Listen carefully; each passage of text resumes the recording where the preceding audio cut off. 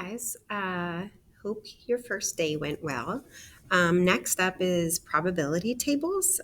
It's a little bit confusing at first, but you will get the hang of it. So rest assured. Okay, given events A and B, right, whatever they might be, um, conditional probability is the probability of an event B occurring, knowing that event A has already occurred.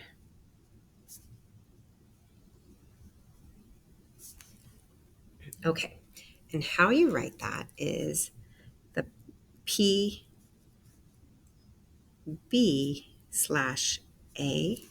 and you say the probability of B given A, right? So the probability that B is going to occur given that A happened. All right, and again, you read it as the probability of B given A. Right, the conditional probability formula. All right, so when we see probability of B given A, there's an actual formula. And it's the probability of A and B occurring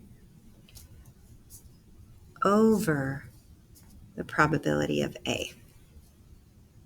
So let's try to make some sense of this. Okay, so remember this formula because we're going to have some fractions that we're going to kind of reduce here. So Mitchell drew a card from a standard deck of playing cards. And remember that there's 52 cards in a deck.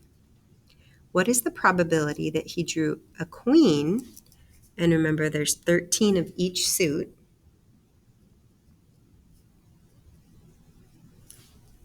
Given that it was red.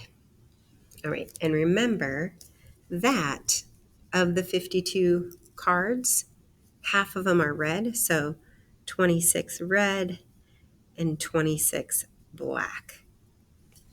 Okay, so first off, we know that it's red. So we're going to say 26 over 52. All right, and we're going to multiply that by the fact that hopefully it was a queen, and there's 4 queens in the deck.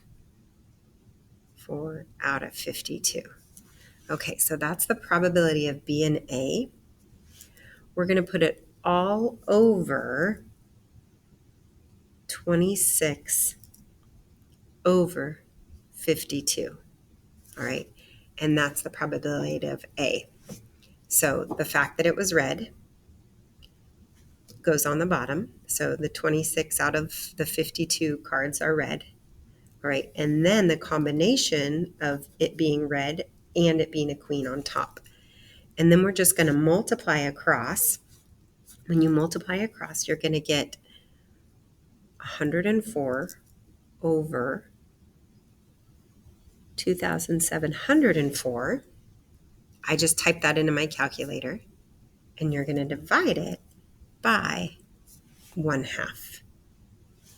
When you do that, you're going to get 1 over 13.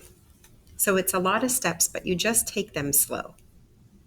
Okay, so let's try this again. A number from 1 to 100 is randomly selected. Okay, what is the probability that it is a perfect square, like 4, 9, wow, I just had a brain fart there, 16, given that it is an odd number? So it's going to be an odd number, and of those 100 numbers, 50 of them are odd. We're going to multiply it by 10 out of 100, those perfect squares of the odd numbers. Think of 9, it's an odd number, but it's a perfect square. And remember, it's for sure an odd number, so we're going to do the 50 over 100 on the bottom. Okay, so when we multiply across, we get 500 over 10,000. And we're going to divide that by the 50 over 100, which you could have reduced, which is totally fine.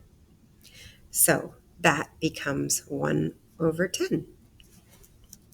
Okay, so conditional probability, not too bad. Okay, I'm going to do one more with you, and I'm going to show you how to set up a Venn diagram. Okay, and then you guys are going to attempt number 4. So there are 62 people that take a yoga class and 48 people that take spinning class at the gym.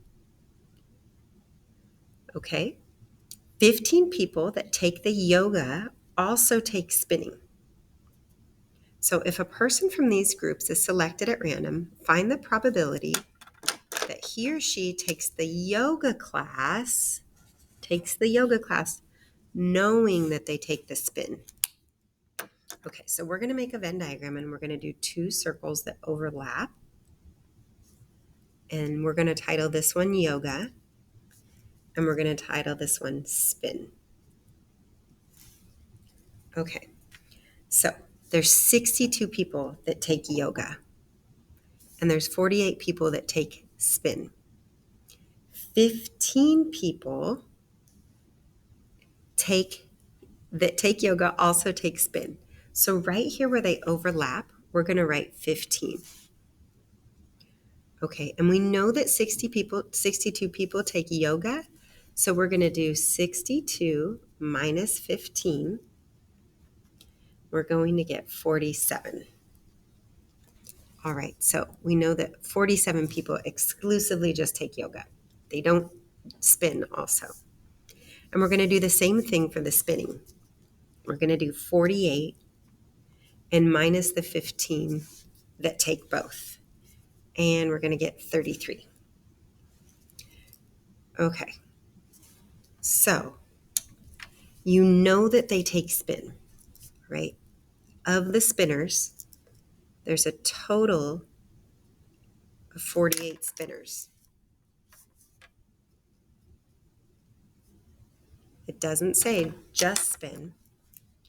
You also then that he or she takes a yoga class also. So of those spinners, 15 take yoga also.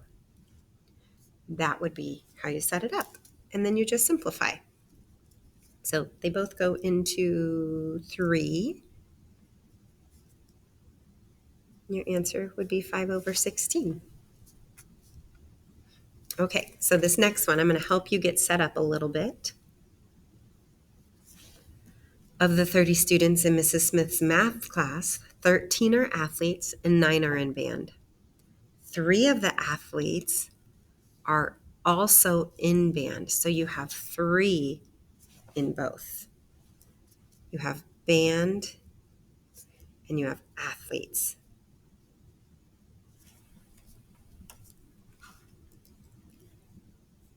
You want to figure out,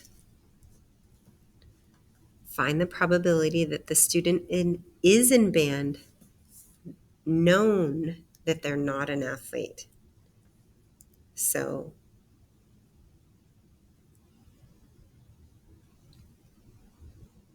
you want to think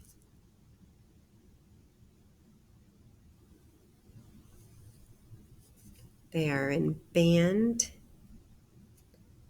and not an athlete. And then you need to think about what is going to go on the bottom. Keep in mind that there's 30 students total. So you're going to subtract a number, and that number is going to go right here. And keep in mind also that it is known that they are not an athlete. So, okay. You guys try to figure that one out. Now we are going to talk about two-way tables. It's a table that records data that pertains to 2 different categories. So people who prefer football and people who prefer hockey. Of those who prefer football or hockey, we divided them into boys and girls. So it shows a recent poll of 50 randomly selected students who were asked whether they prefer to watch hockey or football and find each probability. All right, so we know that there are 50 total kids. One thing that I like to do is add them up. So I want to see the total amount who prefer football, which is going to be 18 and 6, 24 kids. And then those who prefer hockey, 26. And then the boys, total amount of boys, which is 28, and the total amount of girls, which is 22. If you add it up going horizontal, you'll see that 50 is your total. And if you add them up going up and down or vertical, you'll see that 50 is your total, which is exactly what you want. So first things first, it says find out if they prefer football given that they're a girl. So we're going to see how many girls total. There's 22. And of those girls, who prefers football? Well, 6 of them. So 6 out of 22 is 3/11. And that would be your answer.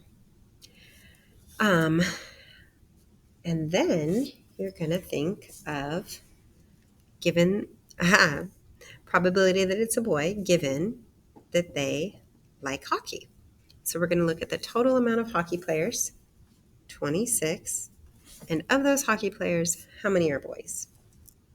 10, right? We're going to reduce and we're going to get 5/13. Okay, so that is your probability table. Let's do a couple more examples and let's see if you guys can do it on your own. Okay, I'm going to add these up for you. We get 42 6th graders, 37 7th graders, and 71 8th graders. French speakers are 82 and Spanish are 68. The total amount of kids polled was 150.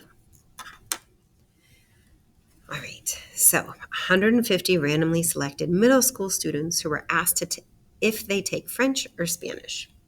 Okay, so we want to know the probability that it's a 7th grader who takes French, right? They didn't give us a specific category, so we're just going to assume, or no, we're not going to assume, we're going to do it all out of the 150 kids.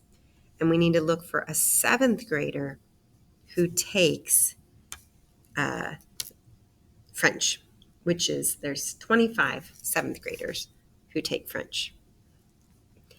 That would reduce down to 1/6.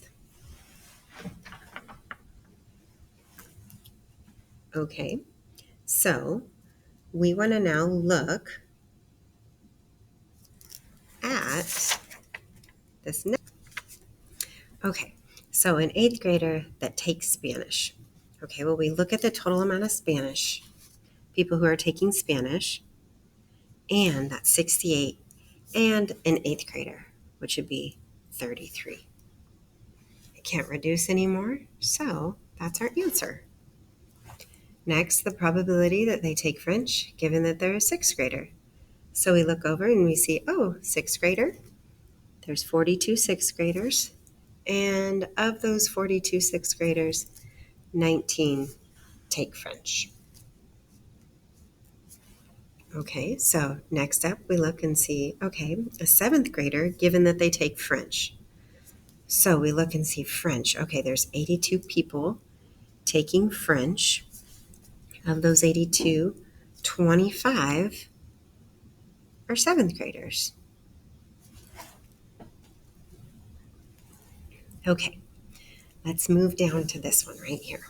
So first thing, we're going to add them up across. We get 125. Add them up across, we get 75. Tally them down, 116, and tally them down, 84. It's going to be 200 total. So this is a poll of randomly selected juniors and seniors who were asked if they attended prom. So it's not out of any category. It's just a junior that did not attend prom. So we've got to think of them out of the whole 200. And then we're going to look for a junior that didn't attend prom, which is going to be 56. 56 juniors did not attend prom out of 200. Well, that can reduce down to 7 over 25. Okay, this time we're going to think of did not attend prom given that they were a senior. So there's 116 seniors. So we're going to look and see who didn't attend prom. Did not attend prom, seniors, 19. Okay, you guys, I pretty much did this one for you. You guys go ahead and try letter, problem C. Okay. Here is a joint relative frequency. Well, here's some frequency tables. The values in each category divided by the total number of values. The marginal relative frequency is found by totaling each row and column. Sounds a lot more complex than it is. But the table shows the number of first class and coach class passengers on a plane who checked one bag, 2 bags, or no bags. Find the joint relative and marginal relative frequencies and find the probability. Okay, joint relative and marginal are just, we're just going to be dividing. So it's not so bad here. What you're going to do is know that all of these total add up to 160. So to find the amount of first class passengers that had 2 bags, you'll divide 16 over 160 and you're going to get 0.1. Okay, to find 1 bag, you're going to do 12 over 160 and you'll get 0.075. I'm going to run out of room. For 0 bags, it's going to be 2 over 160, which is going to give you 0.0125. Okay, and then you're going to add them all together. Okay, so the total of first class people.